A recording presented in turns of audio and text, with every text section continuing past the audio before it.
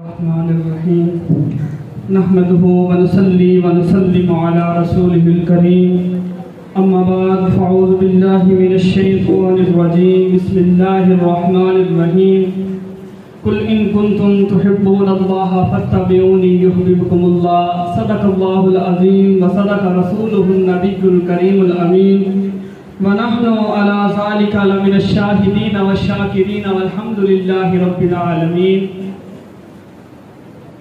اللہ تعالیٰ کا کروڑہا مرتبہ شکر ہے کہ اس مالک لم یزل نے ہمیں رسول اللہ صلی اللہ علیہ وسلم کا امتی بنایا اور اس دور میں ہمیں رسول اللہ صلی اللہ علیہ وسلم کا دین پڑھنے کا شرف بخشا۔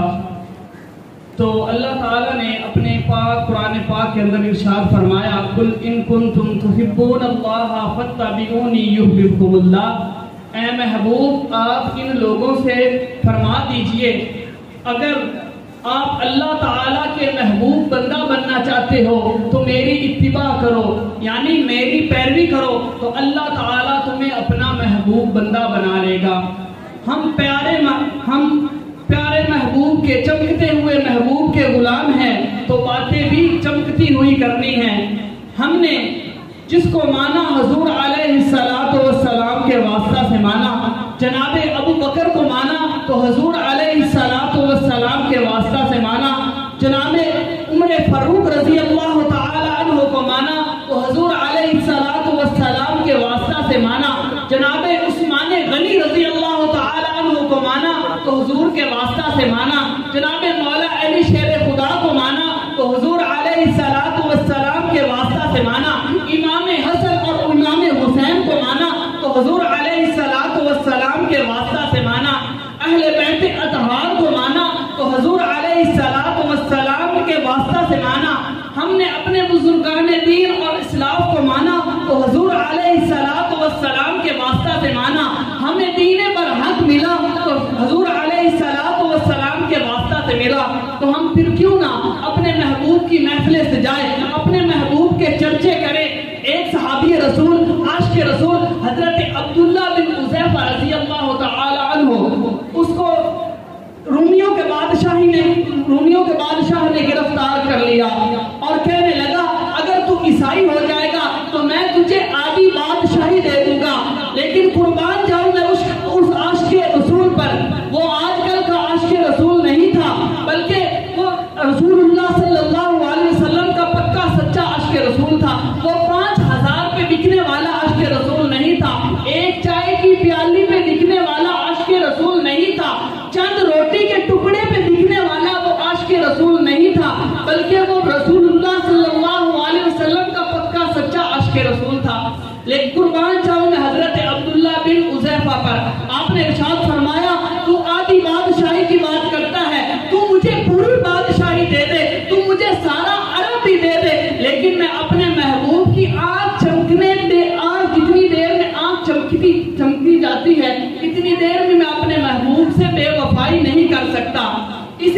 یہی عشق تھا، صحابہ نے اپنے گھوڑے سمندر میں ڈال دیے۔ ان کے پاس کیا تھا؟ رسول اللہ صلی اللہ علیہ وسلم کا اٹھنا بیٹھنا چلنا تھا۔ اسی تصور پر حضرت سعد نے دریائے دجلہ کو کہا اے دجلہ انہوں نے پل توڑ دی، ہمیں راستہ دے دے، تو دریائے دجلہ نے راستہ دے دیا۔ صحابہ اکرام رضوان اللہ علیہم اجمعین اس دریا سے گزر گئے تو حضرت سعد نے پوچھا کسی صحابی کی کوئی چیز تو نہیں دریا میں گر گئی؟ ایک صحابی بولا جی ہاں، میرا ایک پیالہ تھا، میں نے اپنے گھوڑے کی گردن کے ساتھ ایک رسی کے ساتھ باندھا تھا، وہ رسی کمزور تھی، پانی کی گہرائی میں وہ پیالہ گر گیا، وہ دریا کے اندر ہی رہ گیا۔ حضرت سعد پیچھے مڑے اور دریا سے کہا کیا تمہیں پتا نہیں میں عاشق رسول ہوں؟ کیا تمہیں پتا نہیں ہم اپنے محبوب کے پکے سچے غلام ہیں؟ تو دریائے دجلہ نے فوراً وہ پیالہ واپس کر دیا۔ اسی موقع پر کسی شاعر نے کیا خوب لکھا کہ محمد سے وفا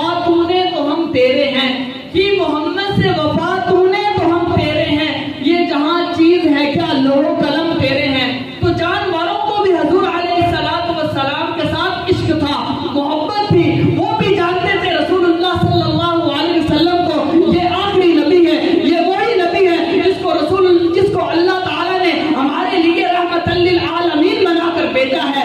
और मामला कुत्ता, पागल कुत्ता, वो खड़ा था, उसके पास से एक जिम्मी काफिर गुजरा।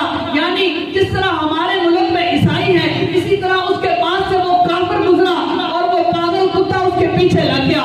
वो काफिर अपनी जान बचाते हुए दरिया में छलांग लगा दी और काफी देर उसने डुबकी लगाए रखी। फिर अपना सर बाहर निकाला तो वही कुत्ता उसका किनारे पे खड़ा होकर उसका इंतजार कर रहा था और उसने कहा, ऐ कुत्ते, मैं रसूलुल्लाह सल्लल्लाहु अलैहि वसल्लम की पनाह में आता हूँ, मैं रसूलुल्लाह सल्लल्लाहु अलैहि वसल्लम पर ईमान लाता हूँ। तो वो कुत्ता ये बात सुनते ही वापस दौड़ गया।